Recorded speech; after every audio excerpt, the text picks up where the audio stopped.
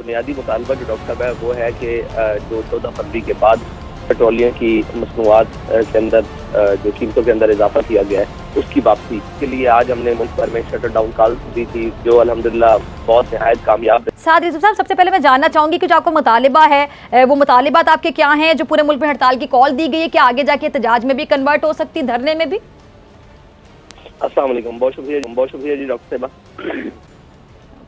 अब हमने हमारा बुनियादी मुतालबा जो डॉक्टर साहब है वो है कि जो 14 फरवरी के बाद पेट्रोलियम की मसनूआत के अंदर जो कीमतों के अंदर इजाफा किया गया है उसकी वापसी, ये हमारा पहला बुनियादी मुतालबा है। और इसके लिए आज हमने मुल्क भर में शटर डाउन कॉल दी थी, जो अल्हम्दुलिल्लाह बहुत नहायत कामयाब रही, बल्कि पूरी कौम एक तहरीक लब्बैक पाकिस्तान की आवाज़ के साथ मिलाकर गरीबों की आवाज़ का हिस्सा बनी। इसके लिए मैं पूरी कौम का शुक्रगुजार हूँ। और आगे जो सिलसिला है इंशाल्लाह जब तक ये कीमतें वापस नहीं लेते उस वक्त तक हम इंशाल्लाह इस सिलसिले को जारी रखेंगे।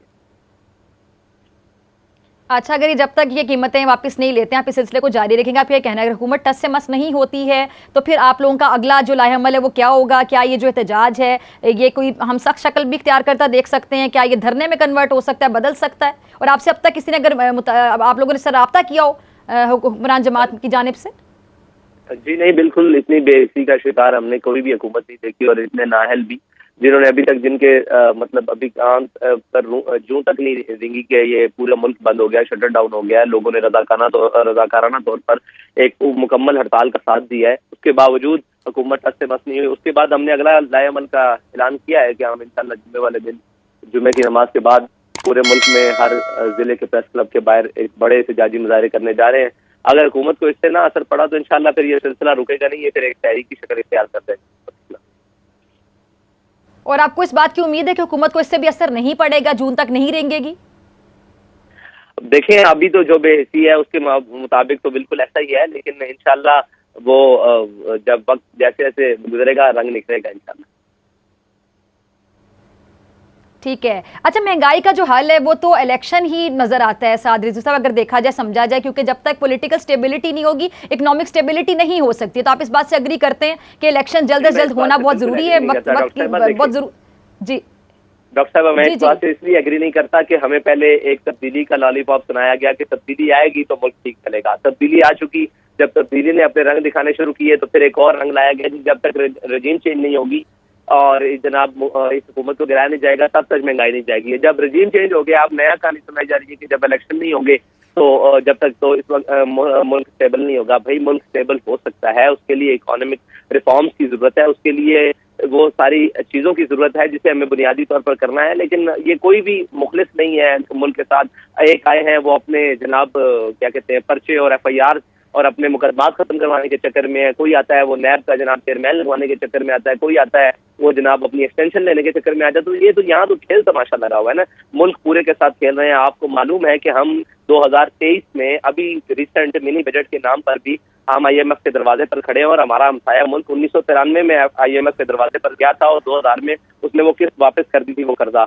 लेकिन अगर हम ये बात करेंगे तो फिर कहेंगे जी नहीं हमारे मुल्क के हालात, भाई हमारे मुल्क को 75 साल में यहाँ तक पहुँचाने वाले कौन है? यही लोग हैं ना, यही जनाब जर्नैल है, यही सियासतदान है, यही जनाब साद रिजवी साहब, एक और चीज़, ये अगर कल इलेक्शन का ऐलान हो जाता है तो आपको तहरीक इंसाफ नून लीग दोनों की तरफ से इत्तेहाद की अगर दावत दी जाए तो फिर आप किसके इत्तेहादी बनना पसंद करेंगे?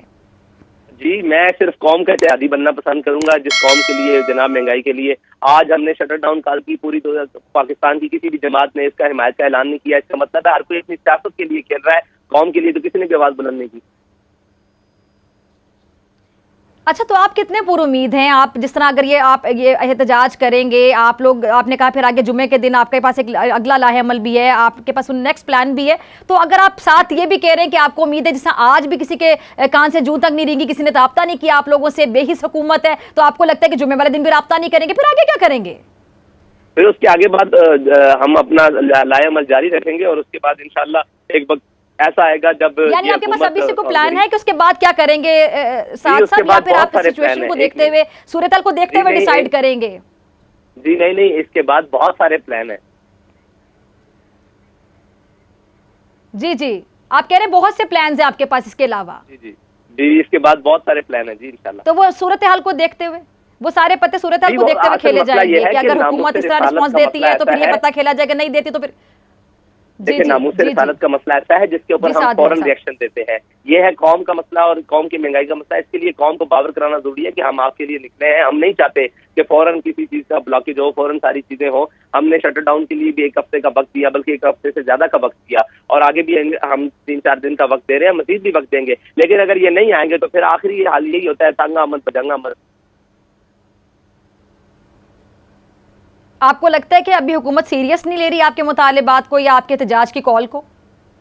देखिए हुकूमत तो किसी भी चीज को सीरियस नहीं ले रही ना। हुकूमत को सिर्फ ये फिक्र है कि नवाज शरीफ को कैसे वापस लाना है, इसहाक डार को कैसे स्टेबल करना है, और जनाब लाडलों को कैसे नवाजना है, और अपने मुकदमात को कैसे खत्म करना है, और जनाब अपनी वो क्या कहते हैं सारी हुकूमत को बचाना किस तरह है। अगर हुकूमत को कौम की फिक्र होती तो जब भी IMF के दरवाजे पर ये जाते और मिनी बजट या किसी भी नाम पर कौम का कबाड़ाना निकाला जाता, बल्कि ये अशराफियत को नवाजने की चीजें खत्म की जाती, ये बाकी जो सारे मामलात हैं इनको खत्म किया जाता है। लेकिन इनके कभी भी इस तरफ नहीं वो होता है। बस वो हमारे जनाब आने वाले वजीर आजम ने ये कह दिया कि वो beggars are not the chooser, तो बस उसका हम खमियाजा भुगत रहे हैं कि वो उन्होंने हमें भिखारी बना दिया और खुद वो भिखारी आला बन गए। बस इतना सा हमें फर्क कर दिया और तो कुछ नहीं बदला इस मुल्क में।